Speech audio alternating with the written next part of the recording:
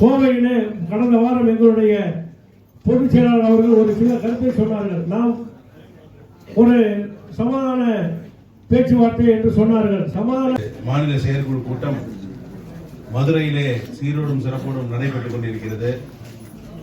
முதற்கண் இந்த கூட்டத்திற்கு காலதாமதத்திற்கு நான் வருத்தங்களை தெரிவிப்பது என்னவென்று சொன்னால், மதுரைக்கு வந்துவிட்டு மீனாட்சி அம்மனை தரிசிக்காமல் போனால் எப்படி என்ற அந்த எண்ணத்திற்கேற்ப காலையிலே எழுந்து மீனாட்சி எப்படி இந்த தொழிற்சங்கம் ஏதோ ஒரு திசையை நோக்கி சென்று கொண்டிருந்த பொழுது அண்ணன் பன்னீர்செல்வம் அவர்கள் அதை தாங்கினார்களோ, அதுபோல இந்த கூட்டத்திலே நல்லபடியாக நடத்தி கொடுப்பார், உரிய நேரத்தில் துவங்கி வைப்பார். ஒரு 1/4 மணி நேரம் காலதாமதமாக வருவதனால் ஒரு பெரிய இழப்பு இருக்காது என்ற நம்பிக்கையோடு தான் நான் சென்றேன். அந்த அடிப்படையிலே இன்று நம்முடைய தொழிலாளர்களுக்கு பல கோரிக்கைகள் இருக்கின்றன, மத்தியிலும் சரி மாநிலத்திலும் சரி.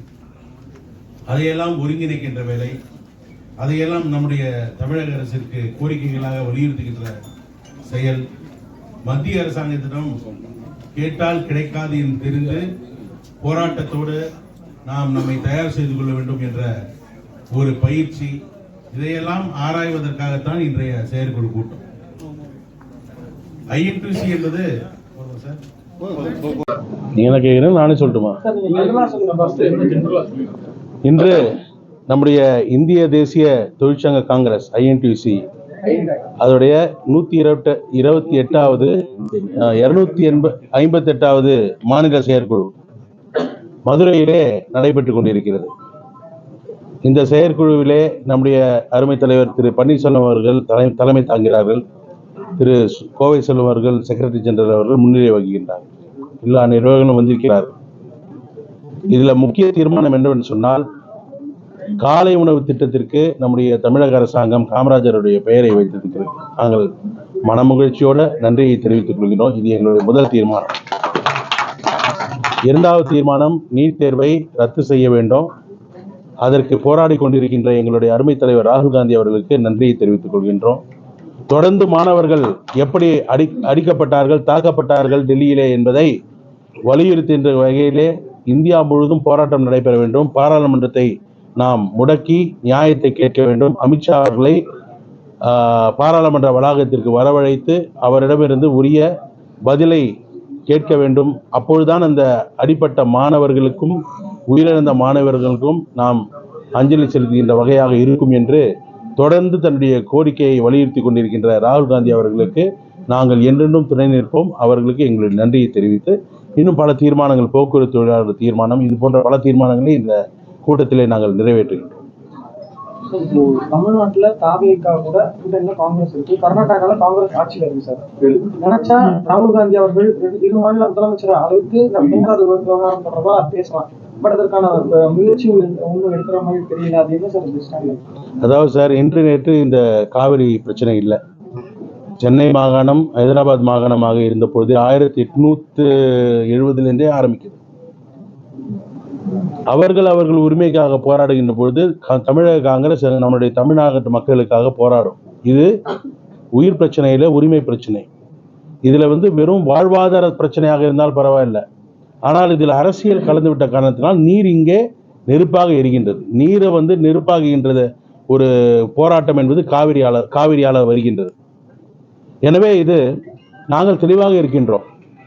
2007 காவிரி வாட்டர் டிஸ்பியூட் ட்ரிபியூனல்ல என்ன சொன்னாங்க, 2018 சுப்ரீம் கோர்ட் என்ன சொன்னாங்க, இதையெல்லாம் கருத்தில் கொண்டுதான் முதல்ல இதை 2 விஷயமா பார்க்கணும்.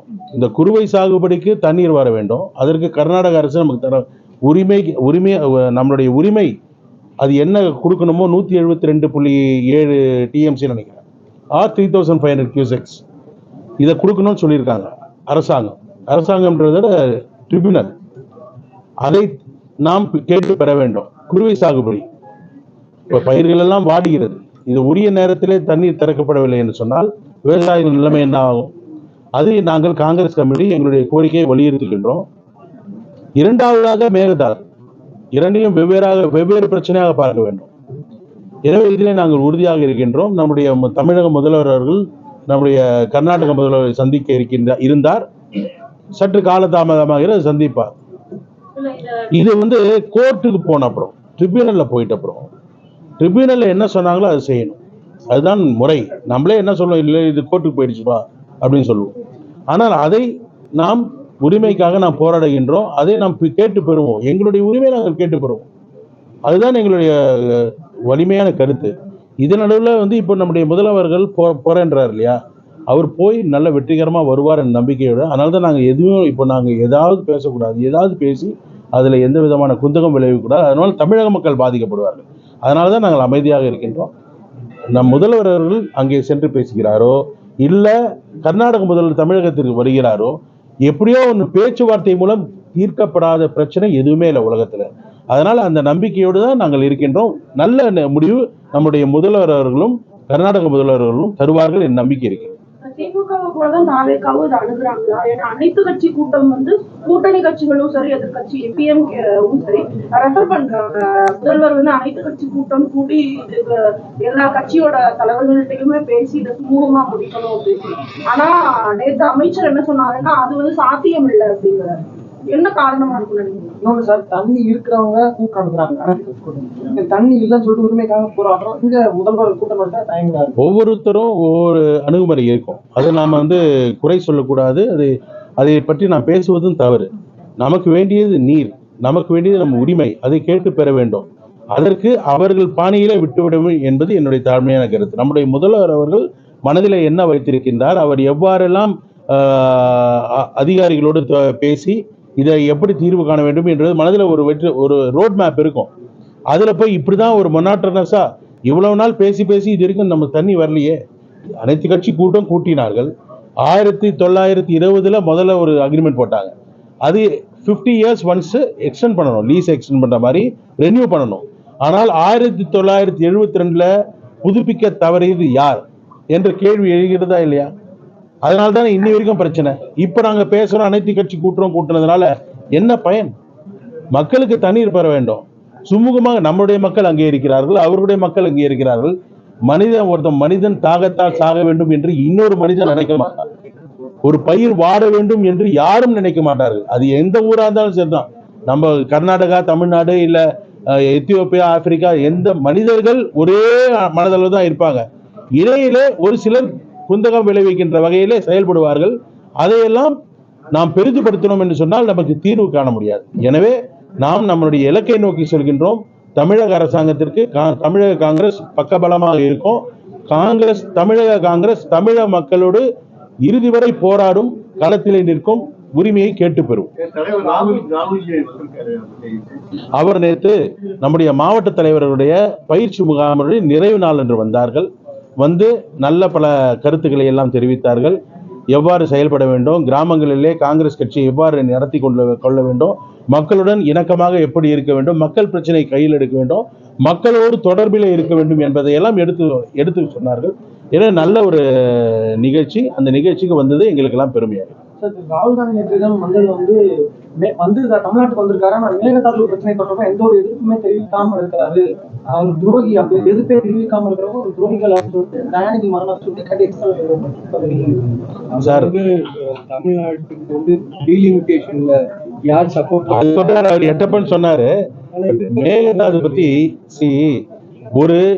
நமக்கு ஒரு விஷயம் நடக்கணும்னா ஒருத்தர்கிட்ட கொடுத்துடணும். Too many cook spoil the சூப்னு சொல்லுவாங்க. அதனால ஒருத்தர்கிட்ட இன்னைக்கு தலைமை பொறுப்பை நம்முடைய முதல்வர்கள் எடுத்துக்கொண்டிருக்கிறாரு. அதுல போய் நம்ம குறுக்கு சால் ஓட்டி அதை கெடுக்கின்ற வகையிலே அரசியலிலே வேணால் ஆதாயம் பெறலாம்.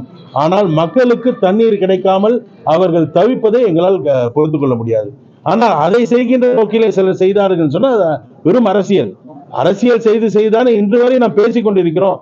அனைத்து கட்சி கூட்டம் கூட்டியதன் விளைவு இதுவரை என்ன ஏதாவது தீர்வு இருந்ததா? எந்த தீர்வும் இல்லை. வெறும் அரசியலுக்காக ஒரு ஆப்டிக்ஸ்க்காக செய்வாங்க. ஆனால் நம்முடைய தமிழக அரசு, நம்முடைய முதல்வர் அவர்கள் தலைமையில் அப்படி இல்லை. நிச்சயமாக அது கேட்டு பெறுவார்கள். அவர்களும் தருவதற்கு ஒன்றும் யாரும் தயக்கம் இல்லை சார். எல்லாருமே இன்னொருத்தருக்கு தண்ணி தவிச்ச வாய்க்கு தண்ணி கொடுக்கன்று சாதாரணமா சொல்லுவாங்க நம்ம ஊர்ல. அது நம்முடைய இந்தியாவில் எல்லாருக்குமே பொருந்தும். எனவே அவர்களும் தருவது தயாராக. இடையில வந்து இதை வைத்து ஆதாயம் தேடி அரசியல் லாபம் பெறலாம் என்று ஒரு சில தலைவர்கள் நினைக்கலாம். அதற்கெல்லாம் இடம் கொடுக்காமல், அதை ஊதி பெரிதுபடுத்தாமல், நாம் மக்களுக்காக மக்கள் பக்கம் நின்று நியாயத்தை வென்றெடுப்போம் என்ற ஒரே ஒரு கூட சொல்ல வேண்டும். வந்தே மாதரம் பாடல் சட்ட மசோதா வந்து எதிர்கட்சியினுடைய வந்து பாராளுமன்றத்தில் நிறைவேற்றிருக்கோம். அதோட நெக்ஸ்ட் ஸ்டாண்ட் சார் தமிழ்நாட்டில் ரிப்பீட்டடா நடந்துட்டே இருக்கும். கண்டிப்பா நடக்கும். நாம வந்து வந்தே மாதரம்லாம் 1900 சுதந்திரத்துக்கு முன்னாடியே உட்கார்ந்து எழுதி சைன் போட்டாச்சு. அதுதான் இன்னைக்கு நாடாளுமன்ற வளாகத்துல ஹவுஸ்ல வந்து ஒரு உறுப்பினர் பேசினார். வந்தே மாதரம் முடிக்கப்பட்ட பிரச்சனை, இவ்வளவுதான் பாடணும்னு சொல்லி எழுதி கையெழுத்தப்பட்டாச்சு. ஏனால் அதற்கு அடுத்த வருகின்ற ஒரு சில வரிகள் எல்லாம் மற்ற மதத்தினை புண்படுத்துகின்ற அளவில் இருக்கும் பட்சத்திலே அவர்கள் எந்த விதத்திலும் புண்படுத்தக்கூடாது என்றதுனால இதோடு நிறுத்திக்கணும்னு சொல்லியாச்சு. அதை மீண்டும் கிளப்புவதன் மூலம் அவர்கள் இந்த ஒரு அன்ரெஸ்ட், அதாவது ஒரு அமைதியான சூழலை கெடுக்கின்ற முயற்சியிலே இருக்கிறார்கள் என்பது தெரிகிறது. இதற்கெல்லாம் நாம் இடம் தரக்கூடாது என்பதிலே இனி வரும் காலங்களிலே, இனி வரும் தேர்தலிலே, இனிமே தேர்தலில் அவர்களுக்கு எந்த விதமான ஒரு பிரகாசமான எதிர்காலம் இல்லை.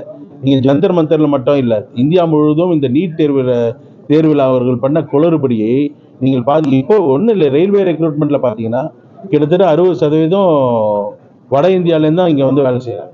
நான் அவங்க வேலை செய்யற தவறுன்னு சொல்லல, பட் இங்க அப்போ அதுக்கு உண்டான நம்மளுடைய தகுதியான மக்கள் இல்லையா, தென்னிந்தியாவில் தகுதியான ஆட்கள் இல்லையா, அந்த எக்ஸாமை ஏன் அவர்களால் எதிர்கொள்ள முடியவில்லை? அப்படின்னா கொஷின் பேப்பர் செட் பண்றது யாரு?